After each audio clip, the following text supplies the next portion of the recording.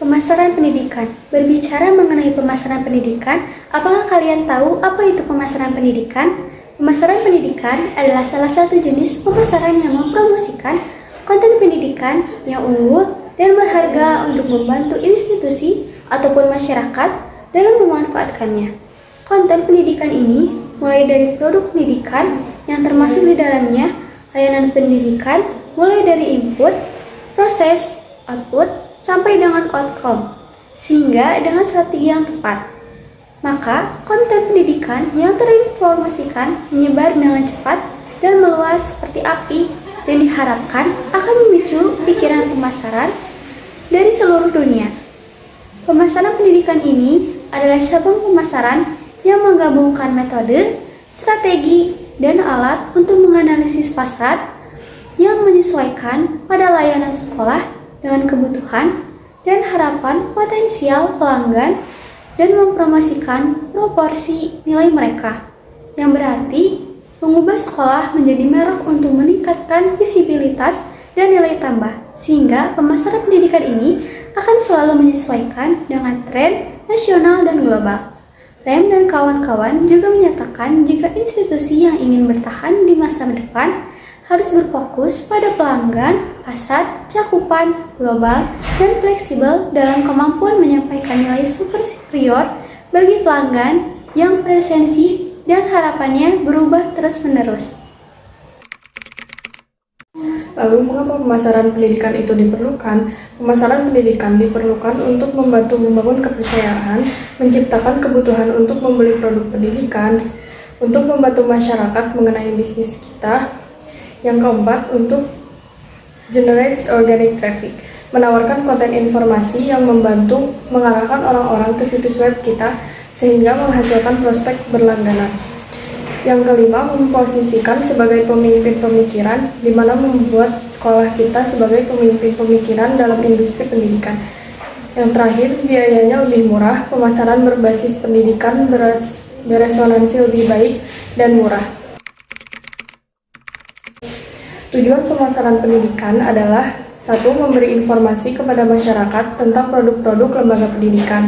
Yang kedua, meningkatkan minat dan keterkaitan masyarakat pada produk lembaga pendidikan.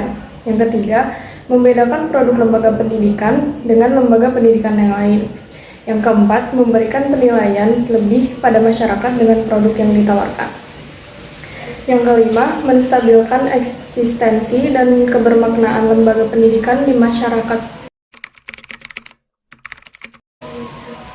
Strategi pemasaran pendidikan dalam implementasinya, ternyata strategi pemasaran yang diterapkan tidak dapat diambil hanya dari satu pendapat saja. Akan tetapi, harus memakai strategi yang dapat memberikan kepuasan atas needs and wants pelanggan pendidikan. Sehingga perguruan tinggi perlu menciptakan bauran pemasaran yang lebih dikenal dengan marketing mix. Philip Kotler mengungkapkan bahwa marketing mix adalah himpunan variabel terkendali yang dapat digunakan untuk mempengaruhi respon pembeli. Untuk variabelnya yaitu 1. Proses perencanaan atau planning.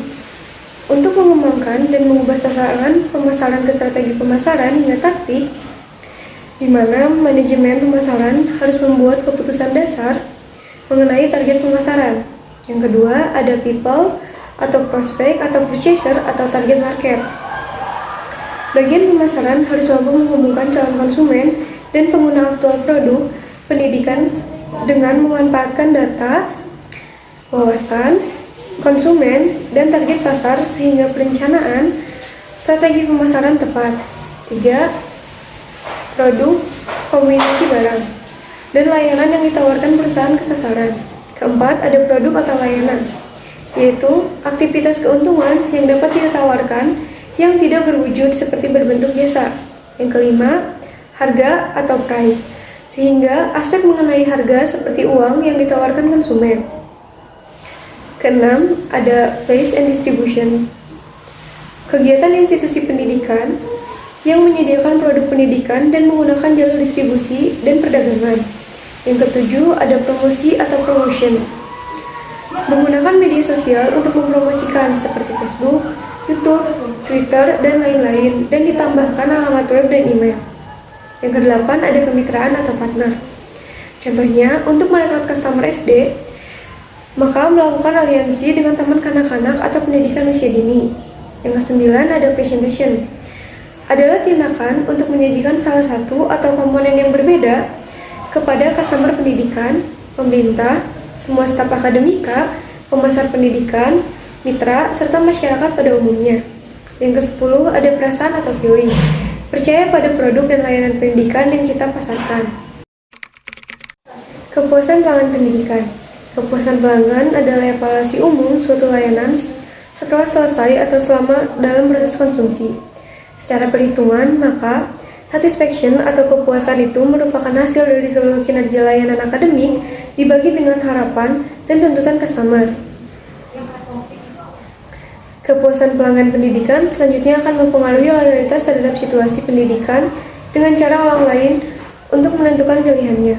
Adapun loyalitas pelanggan pendidikan adalah sikap dan perilaku pelanggan untuk memilih satu merek dari semua pesaing karena puas dengan produk atau jasa. Kualitas layanan pendidikan. Dalam perkembangannya, kualitas pendidikan tersebut dapat diukur, misalnya dengan adanya akreditasi nasional. Itu merujuk pada tingkat kualitas institusi pendidikan tersebut. Badan yang bergerak dalam pengukuran kualitas itu sendiri banyak sekali, diantaranya ISO, AUN, dan lain-lain. Kebutuhan pelanggan pendidikan tinggi. Kebutuhan adalah sesuatu yang memaksa seseorang untuk bertindak dan perlu untuk dipenuhi, di mana kebutuhan tersebut merupakan persoalan yang timbal balik dari sumber internal atau motivasi yang beragam menurut situasi dan pendidikan.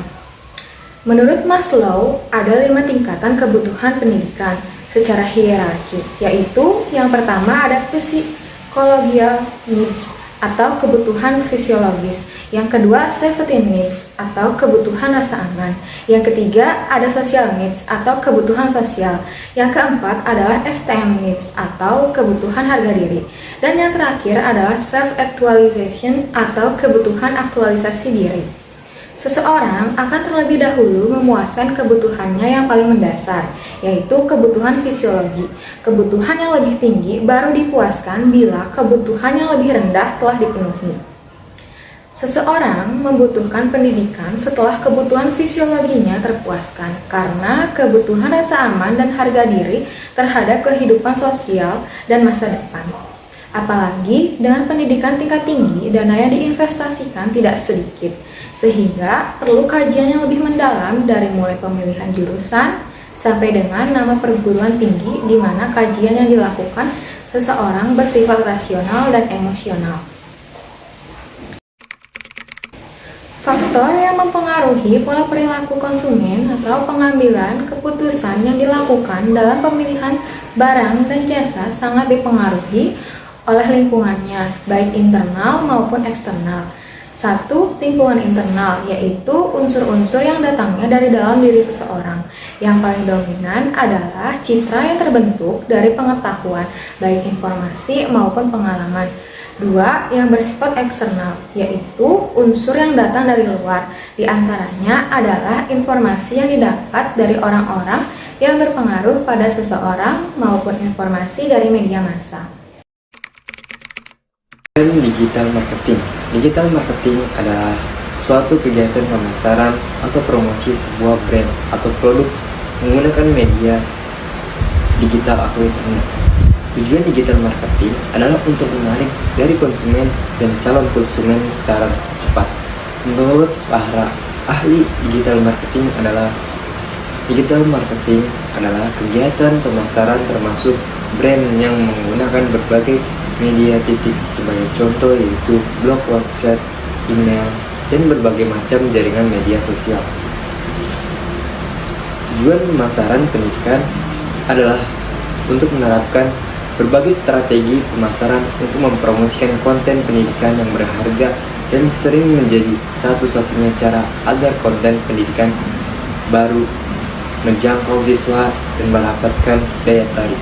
Di sekolah, pemasaran memiliki 2 tujuan, yaitu mempertahankan siswa yang sudah dimilikinya dan meningkatkan jumlah pemasaran. 7. Strategi pemasaran. 7 strategi pemasaran pendidikan terbaik tahun 2021 yang dikutip dari website berikut ini. 1. Gunakan platform media sosial untuk terhubung dengan audiens.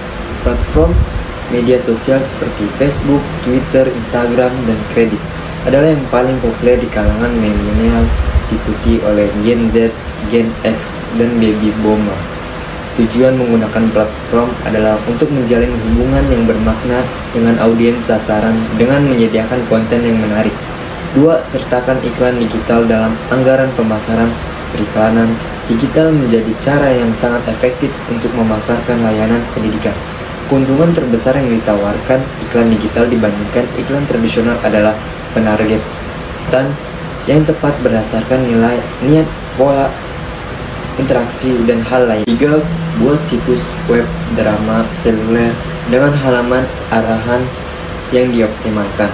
Agar situs web drama seluler situs tersebut harus terlihat dan terarah hebat di perangkat seluler yang mencakup bahwa semua tautan dan elemen navigasi harus dapat diklik dengan mudah. Situs itu harus responsif dan waktu pemuatan itu terdiri tidak boleh lebih dari 3 detik. 4. Dorongan siswa untuk memberikan ulasan online. 90% konsumen membaca ulasan online sebelum mengunjungi bisnis atau membayar layanan. 5.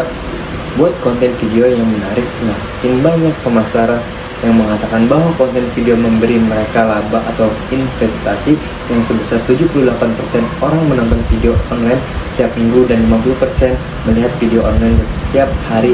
Banyak sekali calon penonton yang bisa dibidik dengan membuat video konten yang menarik dan dipublikasikan secara online.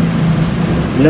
Promosikan keamanan. Beritahu audiens Anda manfaat menggunakan layanan Anda sebagai bagian dari rencana pendidikan mereka dan bagaimana kontribusinya terhadap keselamatan siswa atau keluarga. 7. Buat aplikasi pendidikan. Aplikasi menawarkan kenyamanan dan keamanan bagi siswa dan pengguna dari semua jenis layanan pendidikan. Agen pemasaran pendidikan seperti Combo akan membantu Anda mengembangkan strategi yang tepat tentang cara memasarkan aplikasi pendidikan secara efektif.